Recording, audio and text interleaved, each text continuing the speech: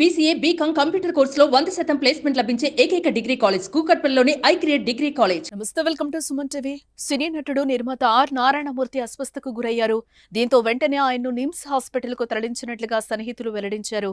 Doctor Beerappa ఆధ్వర్యంలో నారాయణమూర్తికి చికిత్స అందిస్తున్నారు. అయితే చికిత్సకు ఆయన క్రమంగా కోలుకుంటున్నట్టుగా డాక్టర్లు తెలిపారు. దశాబ్దాలుగా హీరోగా, నిర్మాతగా, దర్శకుడిగా సామాజిక నేపథ్యం ఉన్న సినిమాలు తెరకెక్కిస్తూ పీపుల్స్ స్టార్ గా కోట్లాది మంది అభిమానులను సంపాదించుకున్నారు ఆర్ నారాయణమూర్తి. ఆయన ఆరోగ్యంగా తిరిగి రావాలని దేవుణ్ణి ప్రార్థిస్తున్నారు అభిమానులు.